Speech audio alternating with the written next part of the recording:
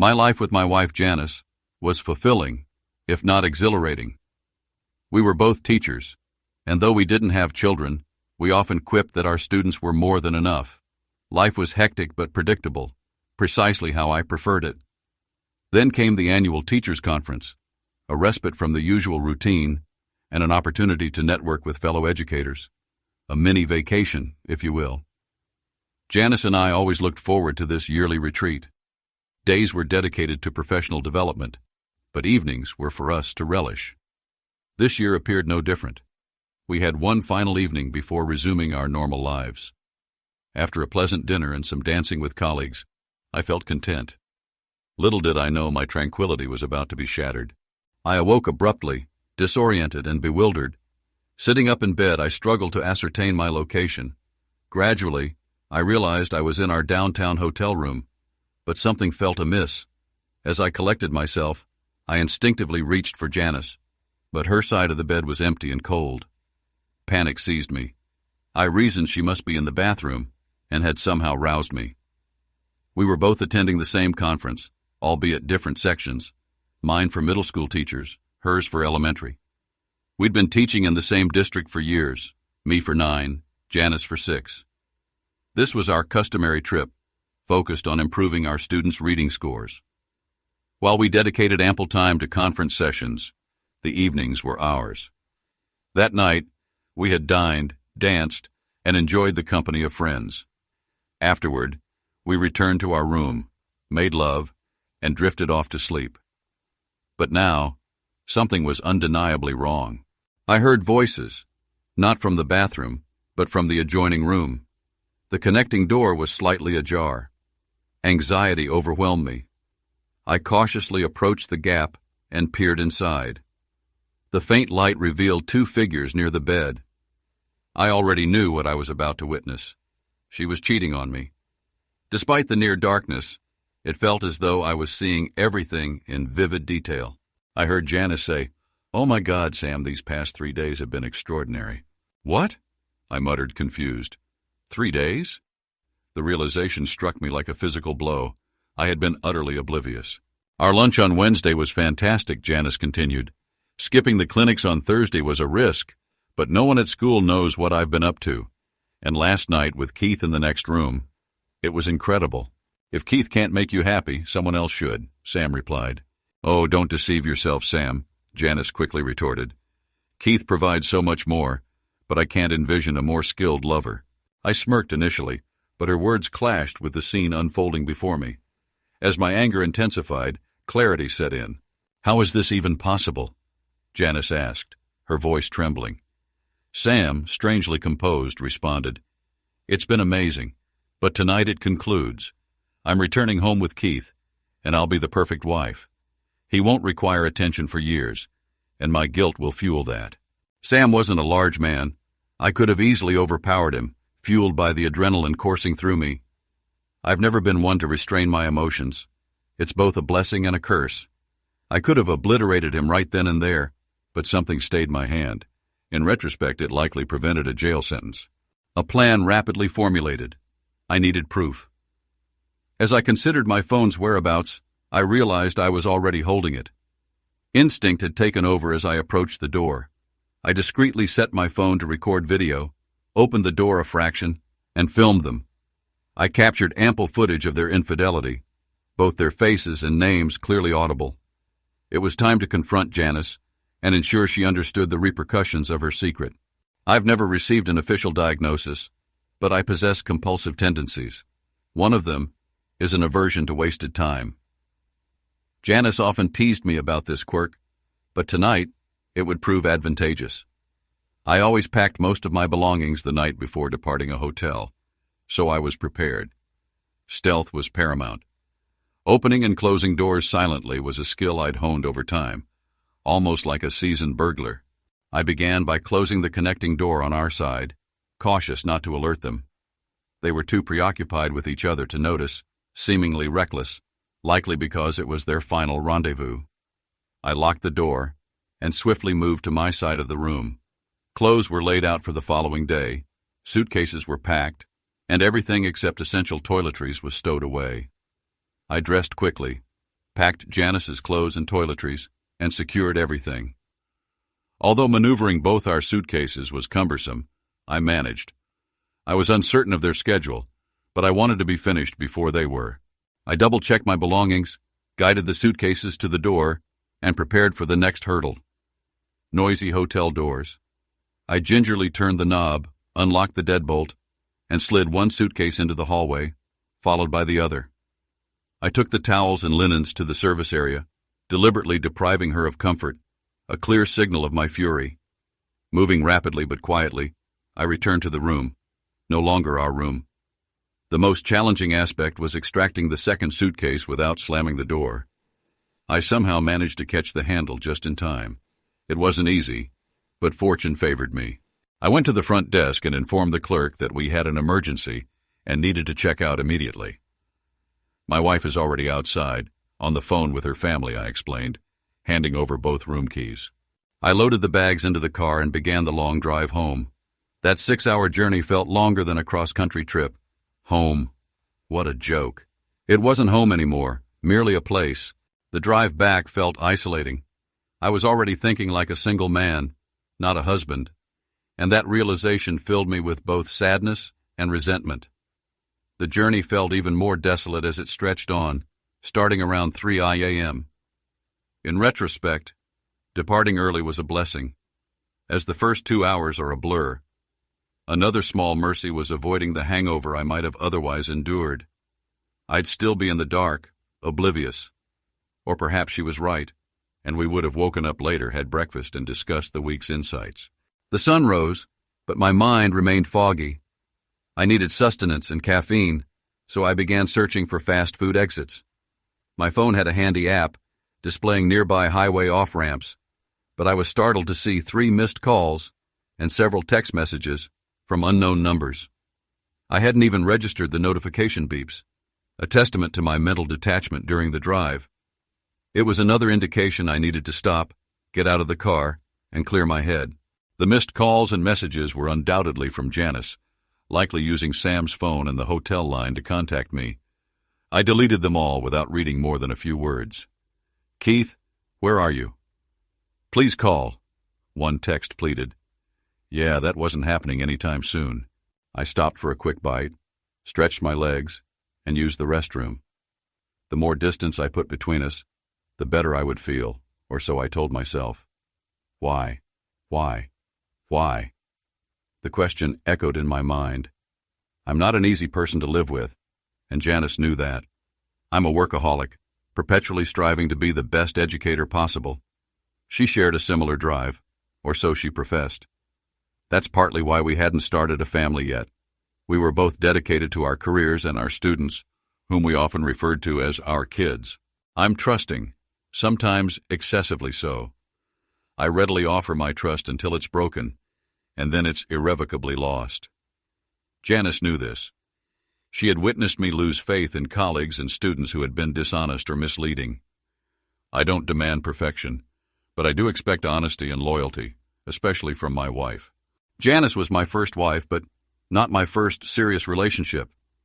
In high school, I dated a girl from sophomore year until graduation. We parted ways before college because we couldn't agree on where to attend. She left the state, and I remained local. We both knew a long-distance relationship was unsustainable, so we ended things amicably. In college, I dated casually, nothing serious. Then, during my senior year, I met Cheryl, full name, Sherilyn, a theater major. We connected instantly. She even persuaded me to perform in one of her plays, where I discovered that acting on stage was remarkably similar to teaching a class. It instilled confidence in me when facing an audience, a skill I've utilized in my teaching ever since. After graduation, we secured jobs in the same area, rented an apartment, and focused on our careers and our relationship. Cheryl wasn't a celebrity, but she possessed a classic girl-next-door beauty. She landed a few local commercials and was even considered for a television news position.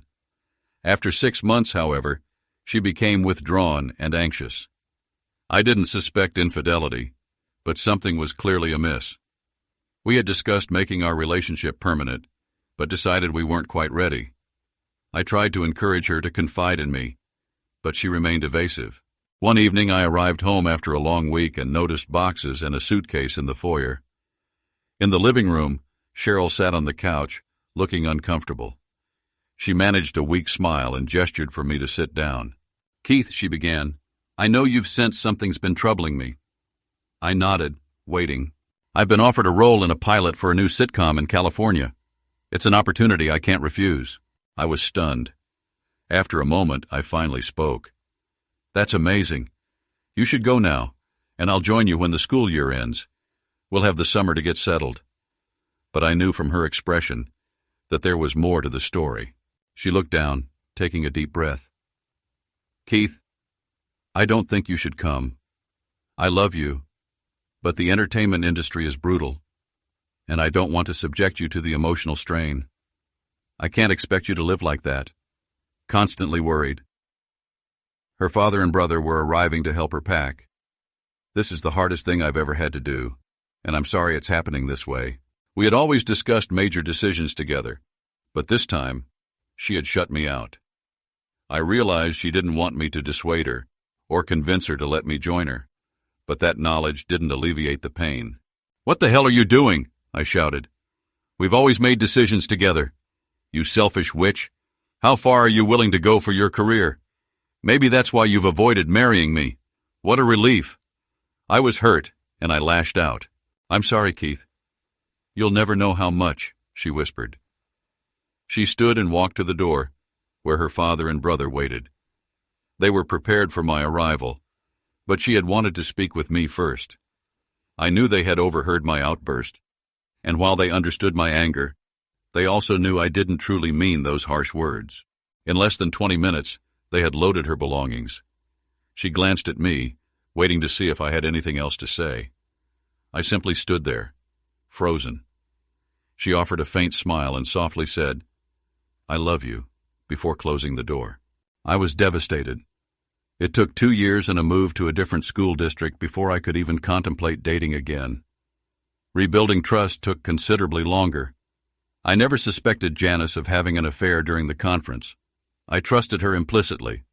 I had met her at the beginning of a new school year, during a faculty-wide meeting, one of those motivational speeches administrators are fond of. I arrived early and sat next to Marge, a 4th-grade teacher I knew. As I played a game on my iPad, Marge introduced me to Janice, the new 3rd grade. The drive home was a blur of conflicting emotions. I realized I was already thinking like a bachelor, not a husband, and that filled me with a mix of sadness and anger. The trip felt even more isolating than it already was, having started around 3:00 a.m. Looking back, leaving early was a small mercy, as I barely remember the first 2 hours, other than my mind racing to comprehend the situation. Another fortunate side effect was avoiding a potential hangover. I'd still be in the dark, or maybe, as Janice had suggested, we would have woken up later, had breakfast, and discussed the week's professional insights. A stark contrast to the reality of my situation. The sun was up, but my thoughts remained muddled. I needed sustenance and caffeine, so I started looking for fast food options off the highway. My phone had a convenient app that showed nearby exits, but I was surprised to see 3 missed calls and several texts from numbers I didn't recognize.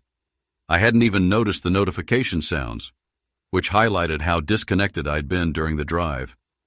It was yet another reason to stop, get out of the car, and clear my head. The missed calls and messages were from Janice, undoubtedly using Sam's phone and the hotel line. I deleted them all without reading more than a few words. "Keith, where are you?"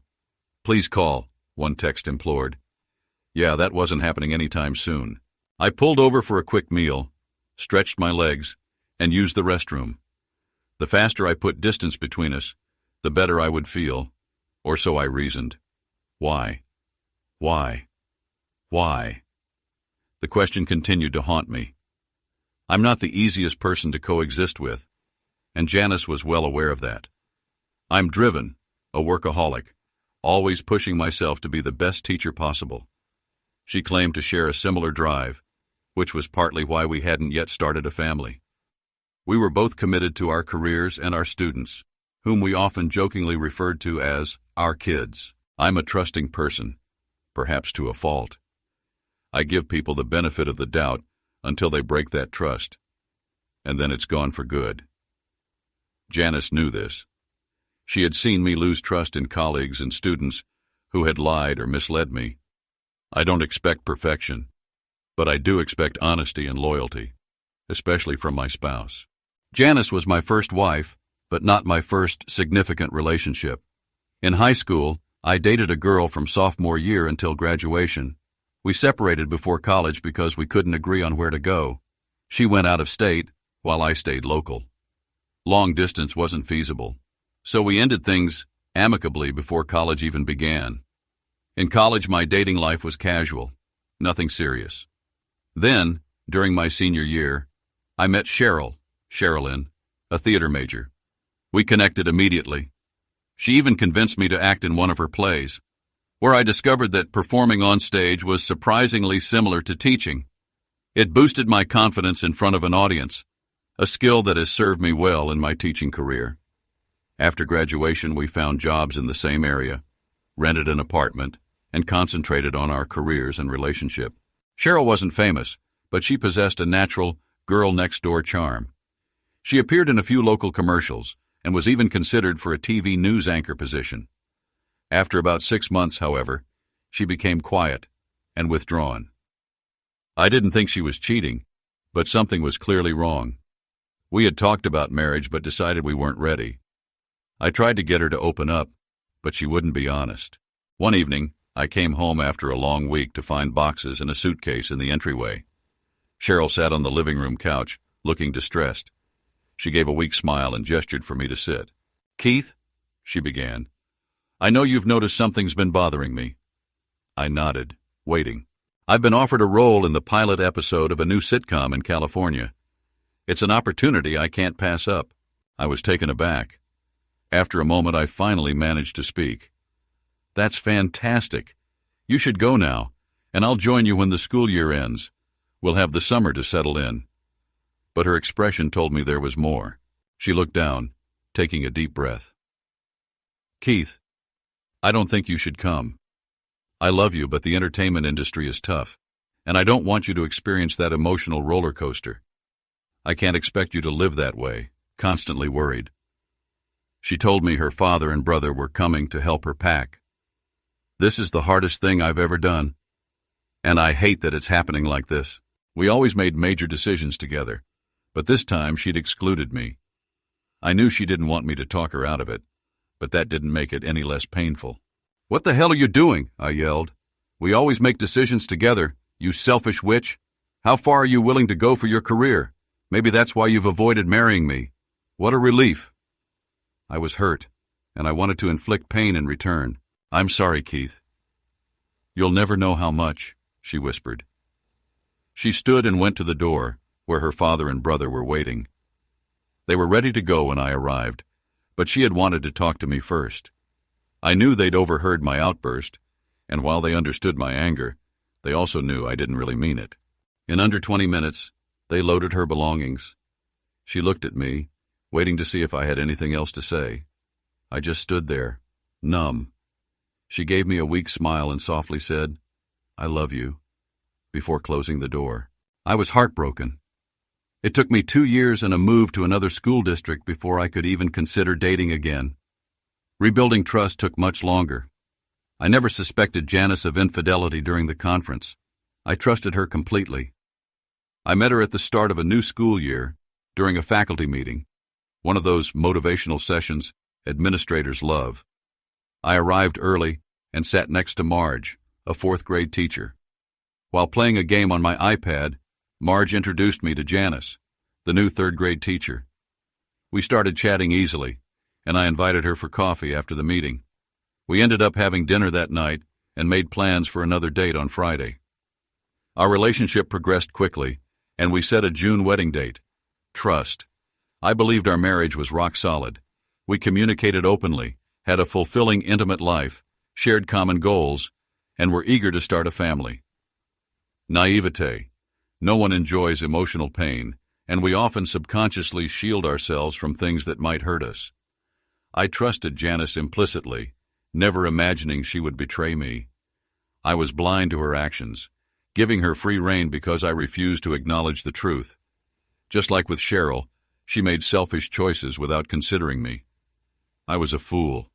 She would probably tell me it meant nothing, that she didn't intend to hurt me, and so she concealed her impulses. I started paying more attention to the road, but time still felt distorted. I realized I was about an hour from home, and it was nearing 8 o'clock a.m. I needed to make a few stops, so I pulled over at a hardware store, then Radio Shack, and finally a liquor store. It was early, but I knew I'd need something to numb the pain once I stopped moving. I estimated I had 12 to 24 hours before Janice arrived. I had left her in a precarious situation, without her phone or laptop, and she would likely rely on my family for assistance, unsure of what I had told them. When I got home, I kept myself busy. I changed the locks, set up a recorder and webcam in the living room, unpacked my suitcase, and left hers outside. I grabbed trash bags and boxes from the garage and started packing her belongings. There would be arguments later, but the majority of the house and its contents belonged to me. I had purchased it before we met, paid off most of the mortgage, and it was solely in my name. I would fight to keep it that way, although I knew I would likely sell it after the divorce was finalized. What was once our home was now just an empty shell, its value plummeting in my mind. I installed phone taps and cameras to document any conversations and locked everything down to prevent Janice from entering without my permission. It's remarkable how much you can cram into a trash bag when you're not concerned about the finer points. I tossed her clothes, jewelry, toiletries into bags and boxes with little regard. It felt like a small, therapeutic act of revenge. I stacked the bags in the garage, filled her car with as much as it could hold, and left the remainder by the garage door, along with her suitcase and travel bag. I didn't want her inside the house when she inevitably arrived. The sun had set, and I had nothing left to do but open the bottle of liquor I had purchased. With each drink, I acknowledged the inevitable confrontation the morning would bring, and I slowly pushed thoughts of my life and marriage aside.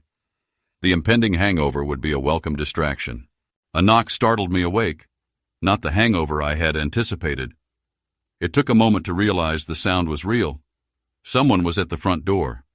Still in my stained clothes from the previous day, I grabbed a robe, threw on some running shorts and a t-shirt, and went to answer. Another knock, followed by a voice. "Mr. Fredericks, this is the police. Please open the door." I opened it just as the officer was about to knock again. "Mr. Fredericks," he inquired, and I nodded, clearly not looking my best. "Mrs. Janice Fredericks is here and says she's locked out of her house," the officer continued. "Officer, Mrs. Fredericks doesn't live here anymore," I stated flatly. A quiet sob came from beside the door. "Aren't you still married, Mr. Fredericks?" the officer asked. "For now," I replied, "but by tomorrow morning I'll rectify that. Unless the law dictates I must let her in.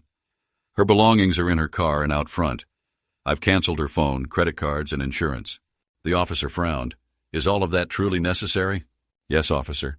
"Absolutely," I said, then closed the door. From the window, I watched as the officer escorted Janice back to her car. She looked terrible, disheveled, and wearing clothes that didn't suit her. I felt a twinge of conflicting emotions. A part of me knew she deserved it, but another part still remembered the woman I had once loved. Compassion quickly faded, and I turned away. I spent the rest of the night canceling our joint credit cards, her cell phone service, and the car insurance.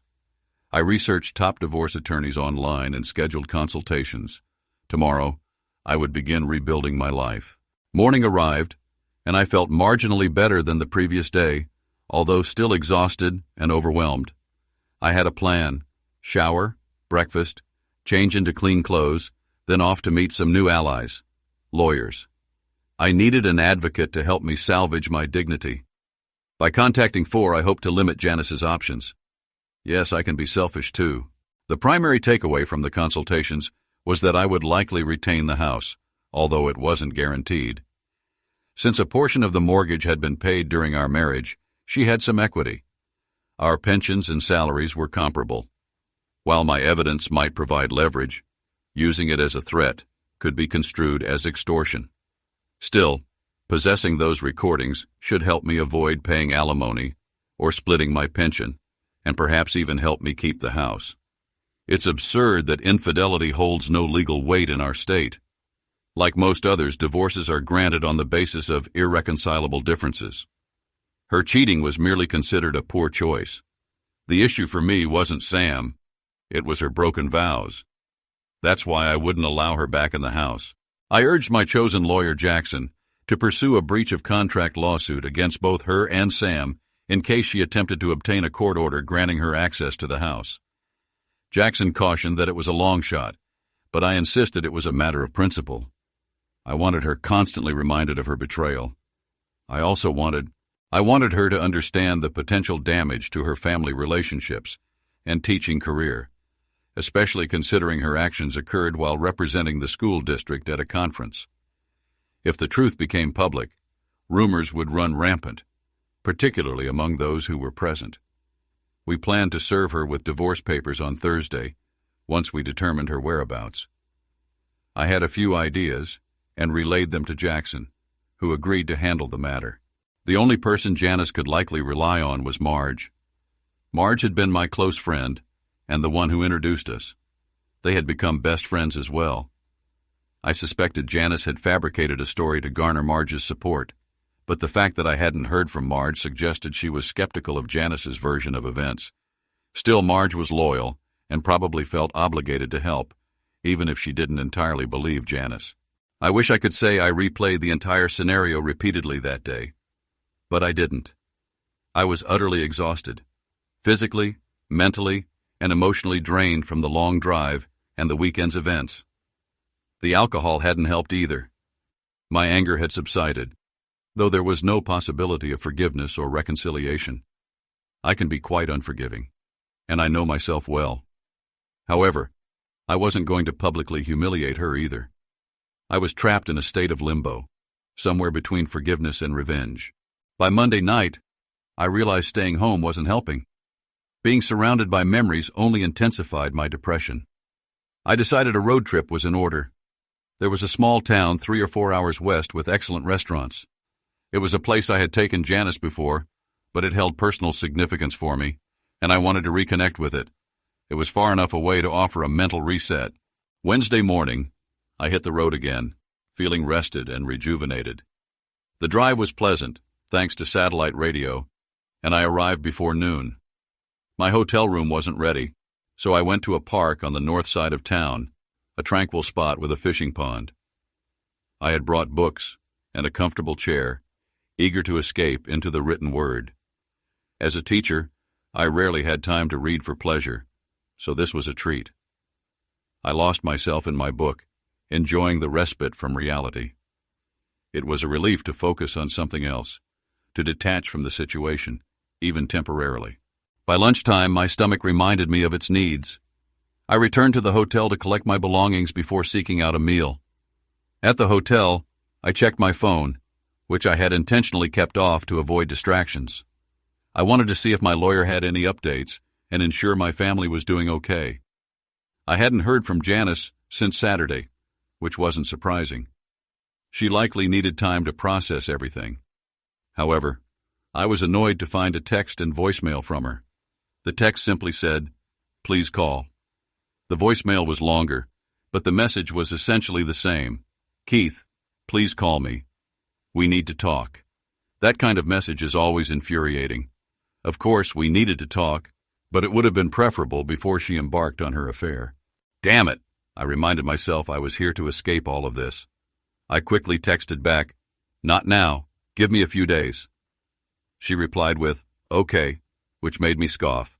Have you ever experienced the urge to reach through your phone and slap someone? I felt that way frequently. I also fantasized about equipping my car with paintball guns to mark inconsiderate drivers. Yes, I understand the anger management implications, but you'd appreciate it too, wouldn't you? It would significantly reduce road rage. But I digress. I returned to my book, trying to forget the mess I was dealing with. The following morning, I woke up with my book still open on my chest, still in yesterday's clothes. Man, this has to stop, I muttered to myself. After showering and changing, I was ready to visit a local coffee shop renowned for its exceptional cinnamon rolls. Every town claims to have the world's best, but since I was there, I decided to indulge. I planned to return to the park and once again escape from the world and its problems. If Jackson did what he was supposed to, Janice will be served today, I thought. I decided to unplug from the digital world for the day. At some point, I'd have to inform my family. They wouldn't be like some families, where a few, or perhaps many, would side with Janice. Blood is thicker than water, I reminded myself, not in a provincial way, but because my family supported each other unconditionally. Their love for me and respect for my decisions reassured me that they wouldn't judge me. They would be saddened, but they would stand by me. My rumbling stomach and the need for food brought me back to reality. I decided to revisit the restaurant from the previous night. The Mexican food there was exceptional, worth returning for again and again. After consuming more than I should have, I figured I should check my phone. One new message from Janice. "I'm so sorry, Keith. Please forgive me." I sighed and noticed a voicemail from a number I recognized as one of Jackson's associates and another from Marge. "Keith, call me please," it read. Short and to the point. I figured I was right in assuming Janice was with Marge, or at least in contact with her. I called Marge back. "Keith?" she answered, sounding surprised. "Yes, Marge, it's me," I replied. "Oh my goodness, what's going on? Janice is a wreck and you've vanished off the face of the earth." "Honestly, falling off the face of the earth would have been preferable," I said flatly. "Janice has barely been coherent since Sunday, and when she received the envelope from your lawyer today, she nearly had a breakdown," Marge continued. "What happened at the conference?" "Gladys dropped Janice off late Saturday night without even inquiring how she was. All I got from Janice was a mumble about, she said she'd ruined everything." "That about sums it up, Marge. I couldn't have put it better myself," I said, my tone hardening. "I know you, Keith, and I trust your judgment, but you can be impulsive. Was it really necessary to leave her stranded on the other side of the state with absolutely nothing?" she asked, her concern evident. "Here, this will explain," I interrupted, ending the call and sending her the video. It might shock or upset her, but it would answer her question. Marge could handle it. She knew me well enough to anticipate something like this.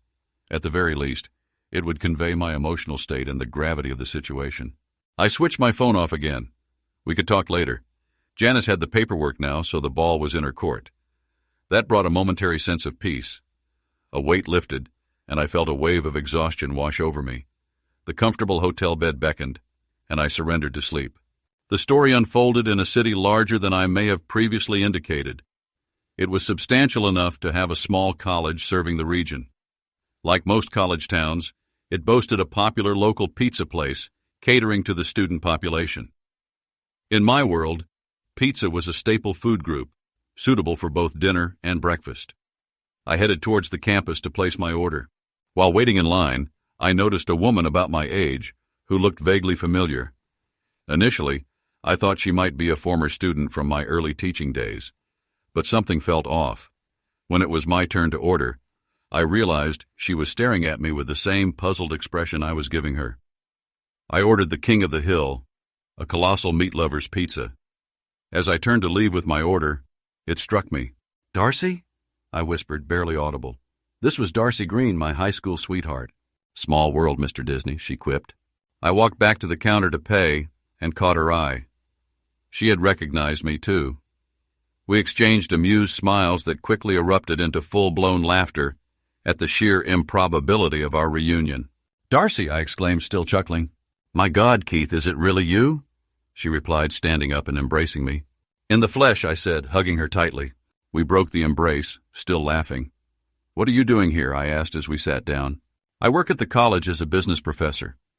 My ex-husband got a job in administration, and it just so happened a position opened up that was perfect for me." She noticed me glancing at her left hand and added, "Well, now he's my ex-husband. Apparently, he had a penchant for female students, and I don't share. And by share, I mean the STD he gave me," she said, clearly irritated. "I'm sorry, Darcy," I winced. "That's a horrible way to find out." She shrugged. "Keith, it's okay, sweetheart. We've got a lot to catch up on. Some good, some bad. But let's just say, I understand your feelings about fidelity." There was a brief, awkward silence. I decided not to dwell on the current state of my life. I had come here to escape, and I couldn't have asked for a better distraction. We sat at her table until my pizza was ready, then moved outside. A few picnic tables surrounded the pizzeria, some in better condition than others. We found one that was sturdy, yet secluded enough for a private conversation. She shared her story, how she attended college, found the corporate world too stressful, earned her MBA, and realized she was happier teaching future business leaders than being one. They had moved to this town for her ex-husband's job, but she stayed after the divorce. She enjoyed the students and felt she was making a difference. The salary was adequate, and single life provided everything she needed and wanted. Dating? I inquired, curious. Yeah, she admitted, but nothing serious. I shared my story, and she seemed particularly captivated by the parts involving Cheryl. I could tell she saw parallels between Cheryl's choices and her own, and could relate to my feelings of abandonment. She nodded sympathetically when I described Cheryl's decision to leave. I saw her expression brighten as I spoke about my passion for teaching and my students. The weight returned when I mentioned Janice. She remained emotionally present as I recounted my discovery from almost a week ago. "Oh, Keith, I'm so sorry," she said, her voice cracking as she hugged me tightly. I felt my composure crumbling, and she held me as I let my emotions pour out. We remained there for a long time. After I regained control, she reassured me that everything would be all right. "You'll hurt for a while," she said, "but I promise you'll live and love again." Later that night, I woke up disoriented. The room felt unfamiliar. It took a moment to realize I was still in my hotel room. I was fully dressed, and to my surprise, I wasn't alone. I turned to see Darcy holding me close, still in her clothes from the previous evening, her face peaceful as she slept, snoring softly. I smiled. Nothing wrong here, I thought. She had stayed to comfort me after my emotional breakdown. But what actually roused me was my body's morning needs. I tried to move discreetly, but Darcy stirred and woke up.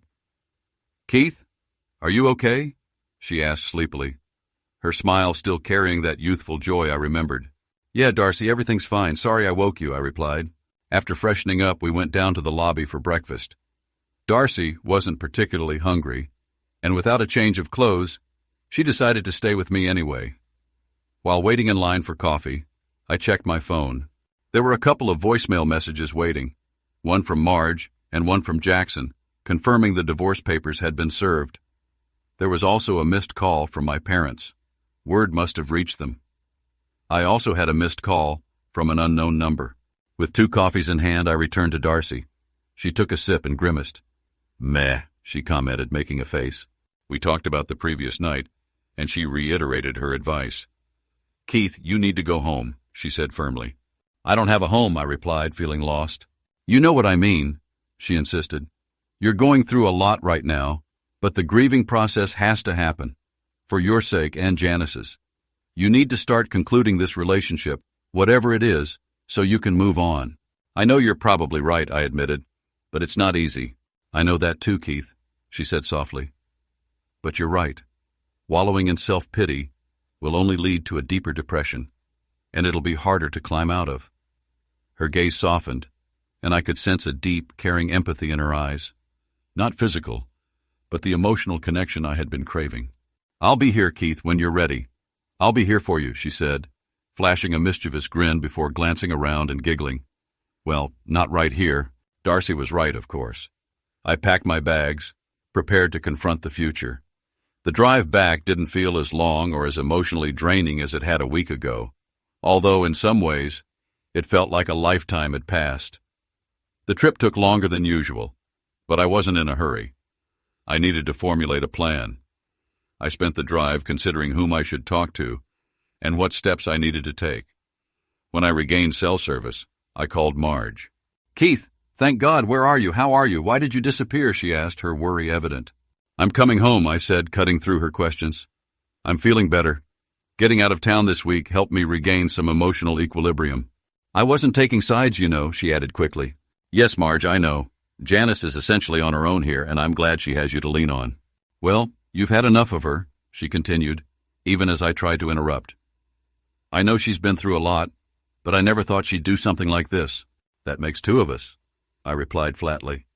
Some of the energy I had drawn from Darcy began to dissipate as I spoke with Marge. A good friend advised me to stop moping around and figure out how to move forward, I said. That should probably start with talking to Janice. I've been thinking about what might help me get through this.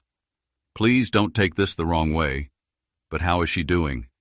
I asked cautiously. She was an emotional wreck for a while, Marge responded.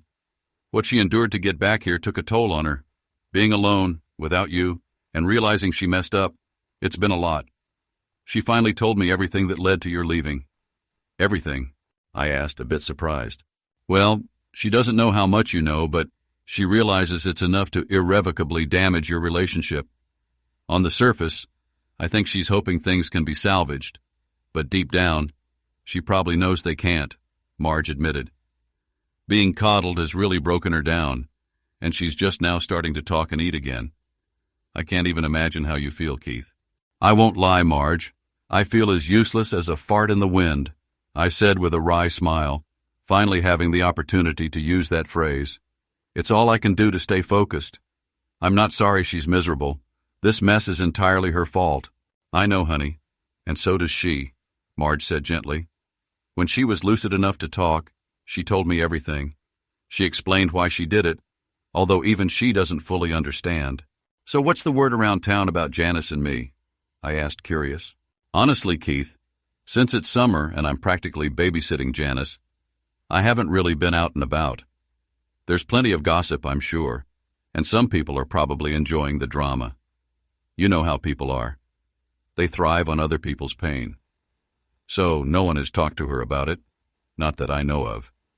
But if she hasn't been on her phone, it's doubtful, Marge said. I sighed.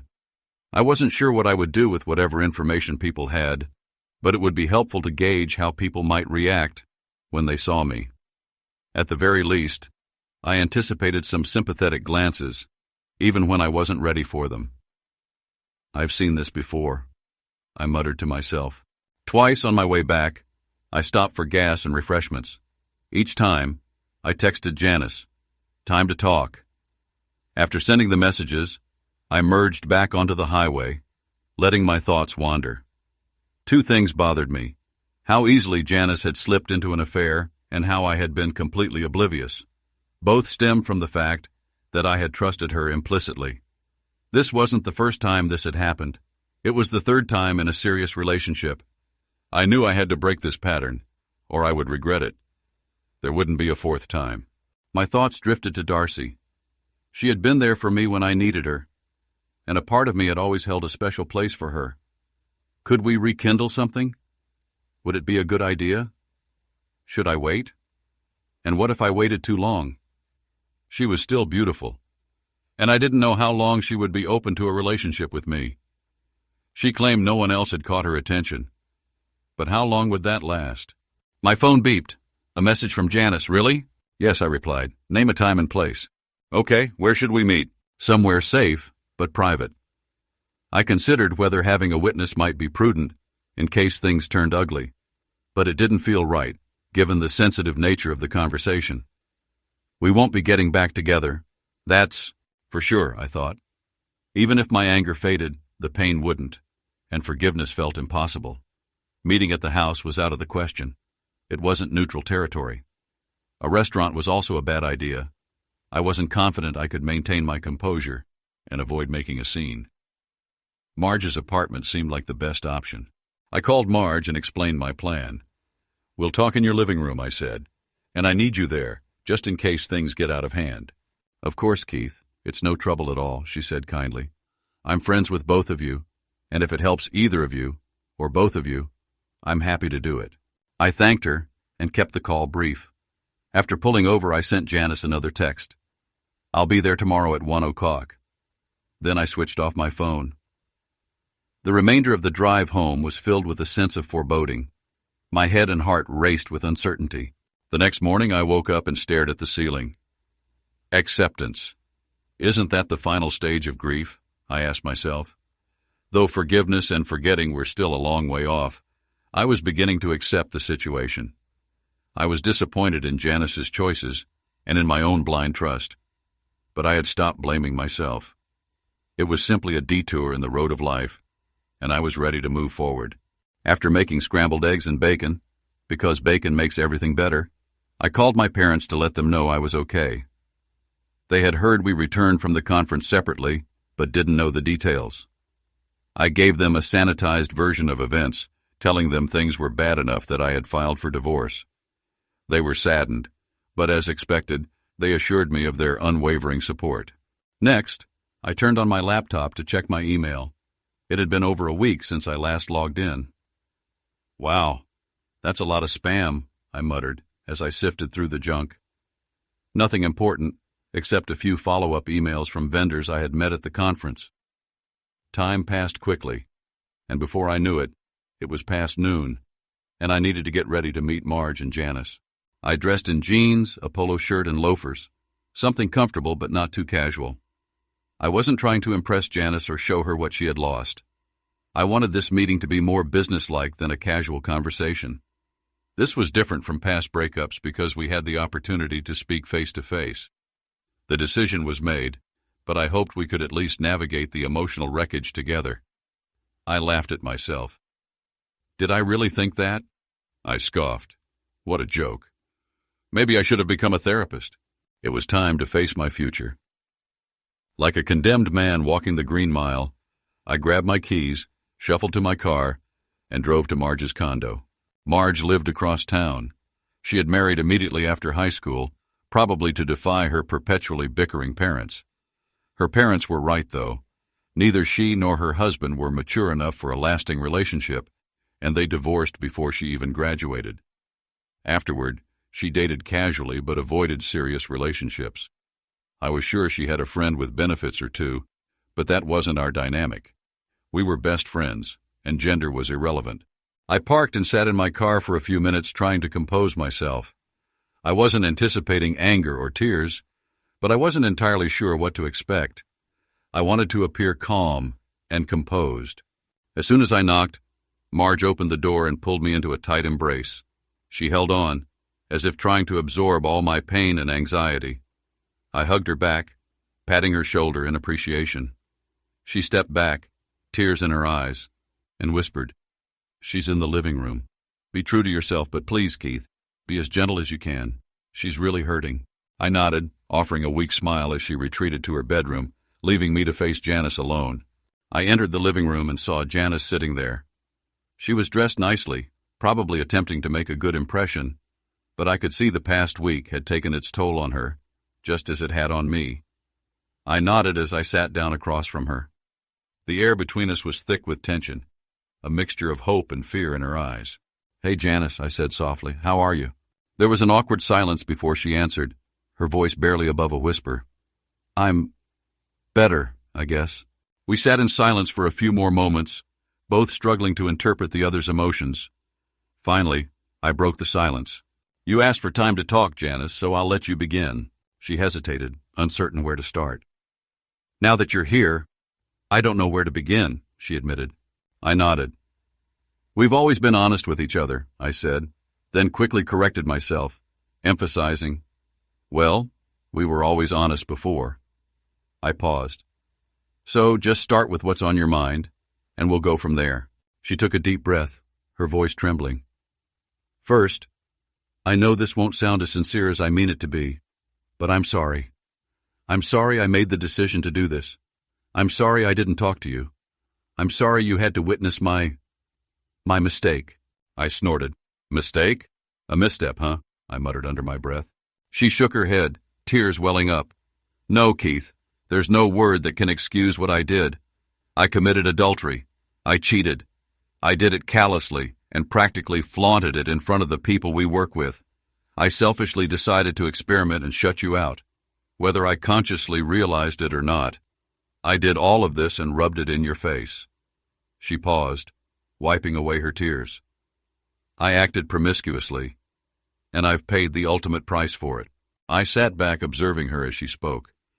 There was no doubt she was genuinely remorseful, not just because she had been caught, but because she knew she had destroyed everything. I could see the guilt consuming her, and a part of me almost felt compelled to comfort her. So you're telling me this just happened? With him? Without any real reason? I asked, trying to remain focused. In a way, yes, she replied, her voice trembling. So much has been happening lately that I can't even pinpoint what triggered it, or why. It was a massive lapse in judgment. We attended a few sessions together at the conference, and on the first day we started talking. He seemed to appreciate my sense of humor, and I enjoyed his laughter and his insights on teaching. After lunch, we hugged before heading to our next sessions, and it felt special. Not like what you and I have, but it felt exciting. I wasn't seeking anything else, Keith. Please believe me. She paused, her eyes welling up. We kissed, she admitted, her voice breaking, and that kiss stayed with me for the rest of the day. I stared at her, my stomach churning. Kissed? I muttered sarcastically. So you didn't think it was necessary to tell me you'd found someone new? She shook her head. No, Keith. He wasn't a replacement. I never felt like I was replacing you. It was just electric, dangerous, like when we used to push boundaries in public. But this time, I was reckless. I crossed a line, and now I have to live with the consequences. Her words hung in the air, heavy with regret. I looked at her, torn between anger and sadness. Have you seen a doctor? I asked abruptly. She blinked, confused by the sudden change of subject. No, not yet, but Marge gave me some therapist recommendations. No, Janice, I'm not talking about a therapist, I interrupted coldly. I'm talking about a doctor. You might have contracted something. Her eyes widened as she understood my meaning. I didn't even consider that, she stammered. He told me he was clean. I laughed bitterly. Of course he did. And you believed a man who was willing to sleep with another man's wife? Truly trustworthy. She lowered her head, sobbing softly. Keith, what have I done? She whispered between sobs. You risked your life, your health, and your marriage for a fantasy, I replied, my voice hardening. Let's hope all you lose is your marriage.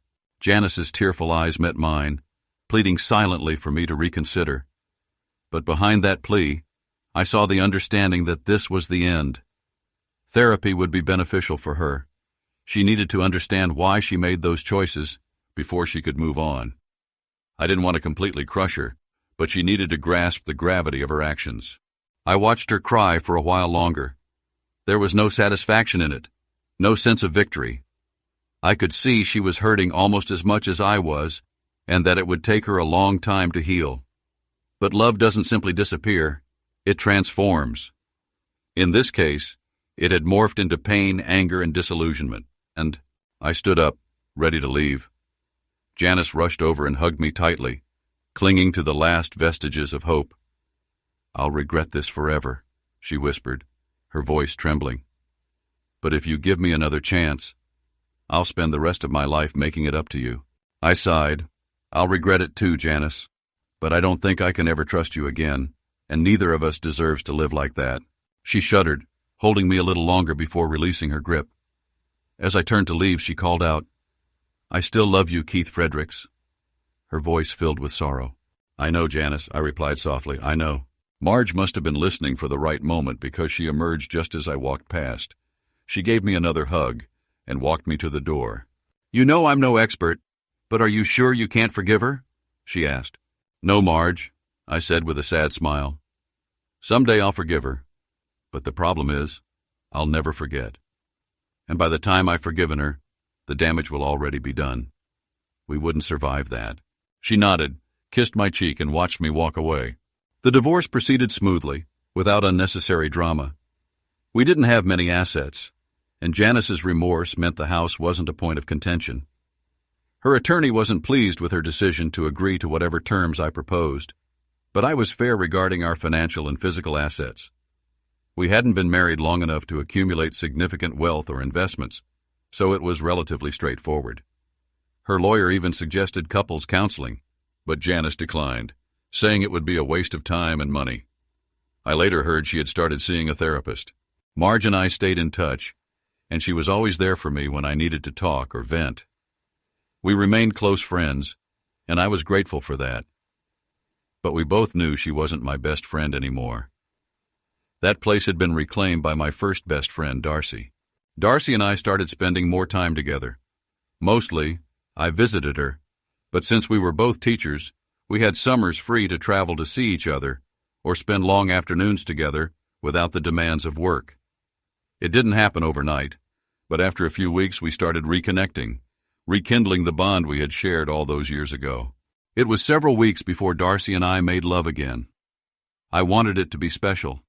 I could sense she was ready, perhaps a little impatient, but I wanted it to be meaningful. I booked a hotel room in her city, coincidentally the same one where she had comforted me during my breakdown. After dinner, she was slightly tipsy and laughing as we returned to the hotel. "So, you're going to make me a liar, huh?" she teased, giggling. I smiled. "Technically, yes," I replied, "but this is where I knew I wanted a future with you." Her laughter ceased, replaced by a broad smile. She jumped into my arms, and this time, we didn't wake up fully clothed. Darcy and I have been married for almost 2 years now. Though it didn't happen immediately, we were both cautious about committing to another long-term relationship. I stayed. I remained at my school for another year, but the long-distance relationship strained our rekindled romance. Fortunately, a social studies teaching position opened up in Darcy's city, and I was hired. I sometimes wondered if her colleagues at the college had influenced the hiring decision, but ultimately, it didn't matter. After a year together, we felt confident and secure in our relationship, and I proposed. We set a date for the following summer. Before the wedding, Darcy did something unexpected. She contacted Cheryl. It took some effort, but she eventually reached her through her manager. When Darcy told me, I was surprised but also curious. I picked Cheryl up from the airport. She looked as stunning as she had when she left years ago. She had a small entourage with her, and after a warm embrace, I loaded their luggage into my car. Cheryl had built a successful career in Hollywood, consistently working in television and film. I invited her to speak at my school, and once people learned about our past, I became a sort of local legend. Even the male teachers and some students viewed me with newfound respect. After the school day ended, Cheryl and I sat in my classroom, reminiscing. She sensed I had questions, and eventually addressed the most pressing one. "Keith," she began, "I've made a lot of decisions, some easy, some difficult. But leaving you was the hardest, and remains my biggest regret." She smiled ruefully as I listened. "Could we have made it work outside of Hollywood?" She paused, considering. "Yes, sometimes I wonder about the what-ifs, especially when the fast-paced lifestyle gets to me. But I've had experiences and opportunities I wouldn't have had if I'd stayed. It's not that you held me back. You were loving and supportive. But I had to leave for my own personal growth." Cheryl paused again before continuing. "I've tried to stay true to my values, even if it cost me roles. But I wouldn't have been able to give you what you deserved. I hope you understand." I nodded, feeling a sense of closure. "I understand," I said quietly. We talked more about life in Hollywood, where relationships were often fleeting and based on convenience. Cheryl admitted she yearned for genuine connection, not the superficial kind that surrounded her. "I hope you find it," I said sincerely. "Thanks, Keith, I hope so too," she replied, smiling. Darcy reaching out to Cheryl had been a wise decision. She wanted to resolve any lingering feelings before fully committing to me. I'm grateful she did. It wasn't about a lack of trust in Darcy, but it helped heal old wounds from past relationships, including my marriage to Janice. Darcy and I are now expecting a baby boy, and I believe we will have a happy life together. Cheryl still visits us occasionally, enjoying the tranquility away from Hollywood, and we visit her in California. She was right. The Hollywood lifestyle isn't for us.